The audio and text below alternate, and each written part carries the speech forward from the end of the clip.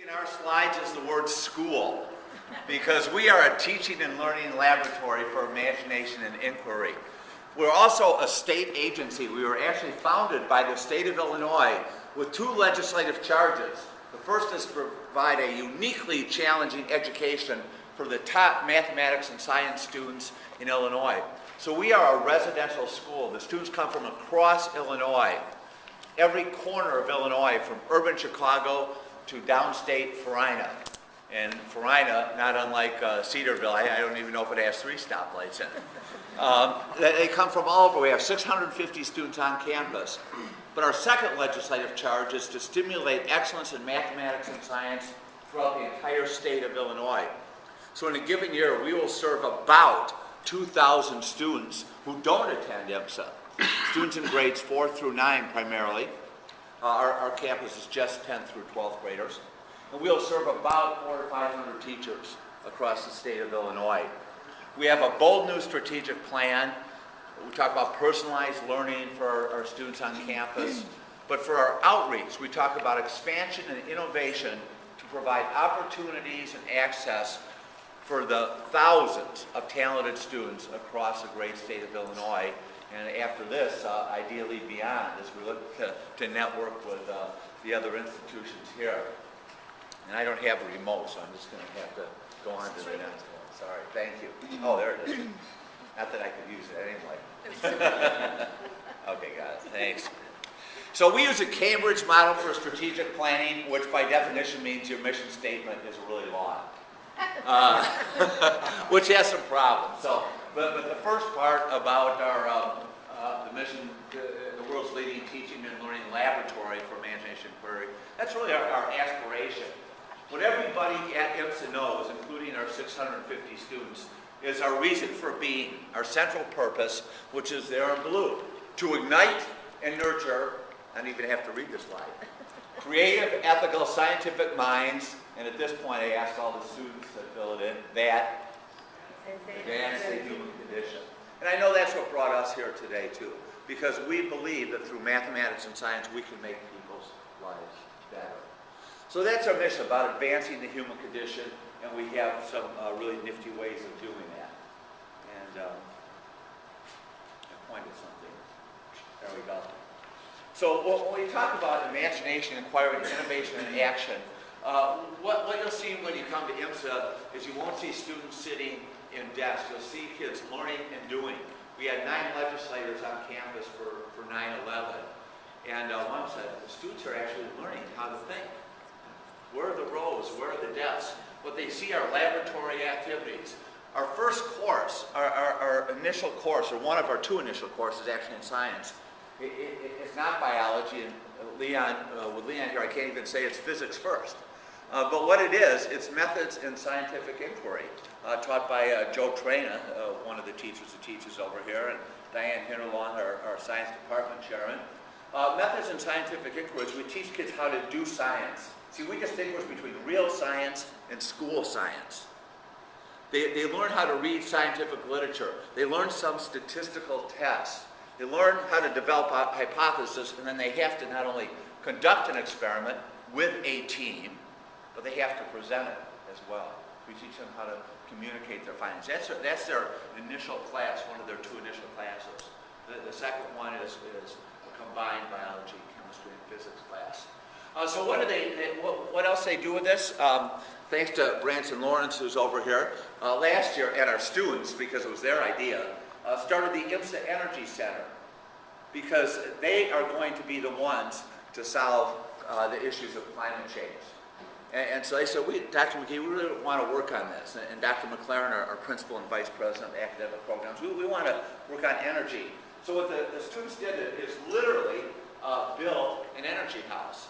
So it's kind of neat when kids are there 24 hours a day, because they can do sports clubs and then you can put them to work on the weekends. So this is, I think, a Sunday afternoon, and they're building an energy house. It's literally a house on a trailer that we take around to schools in the area, and it's all run on sustainable energy. The kids designed and engineered their own wind turbines. There's a solar panel on there. They use the cafeteria waste for diesel generator.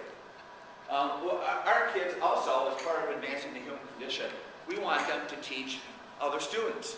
So we have the Kids Institute. They run assemblies for elementary students. And then in the summer, they run camps on campus for students, day camps, students in the area. And they also help run residential camps. We have residential camps on campus and residential camps downstate in the Metro East area in collaboration with one of the state universities.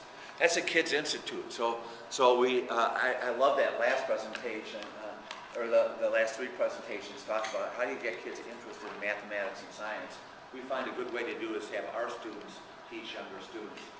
Our Excellence 2000, our signature program, where we work with primarily urban students, after-school programs, but we also teach the teachers of these students how to teach with imagination and inquiry, and have some pretty nifty results. A very quick video about what students experience. I'll never forget the first class we had. We just walked in there and they gave us some cardboard and duct tape and said, create a functioning boat that can sail back and forth in the pool. I really like the lab experience and integrating that with the coursework that allows me to learn and retain more information. So one of the, that kind of talked a little about how they work. Again, the distinction between real science and school science. Well, we put this to the test because on Wednesdays the students don't have class. There's no classes on Wednesday. The sophomores have leadership training, communications training, navigation, really learning about each other, learning about leadership, learning about communication, and really, frankly, learning to deal with a challenging environment. The juniors and seniors, however, about 80% of them do independent research projects with mentors who are not on campus. They work with University of Chicago, Northwestern University, Argonne, Fermilab. They go off campus. And these are examples of three projects. I had to use titles that I could pronounce. Because, believe me, some of these students work in labs and work with chemicals and biology and things. I can't even pronounce the titles. But they do this original research. Several of them have already published their research. Sushma up here did her work on DNA-coded drug nanoparticles, a novel approach to drug delivery. That drug delivery was insulin. And she is actually, for her work, and she received an 8-year scholarship to Pittsburgh. I didn't know you could get an 8-year scholarship. I mean, that's what people think of these students. So they do this research, and then they present it at Ipsiloquium, which is not just walking around and looking at posters. We certainly have the poster sessions, but all the students at Ipsiloquium have to make a presentation, a 15-minute presentation of their research, their methodology, their findings, and these are graded. This is part of the expectation of being an IMSA student. Dr. Shepler over here runs our SIR program, so she can give you a lot more details about that. But it's truly an inspiration to see what these young minds can do when they're given the support, when they're given the mentorship, and the connections with the outside partners. I think we have a quick video of some of the students talking about their work. We don't have classes on Wednesdays, so students have the opportunity to go explore other research.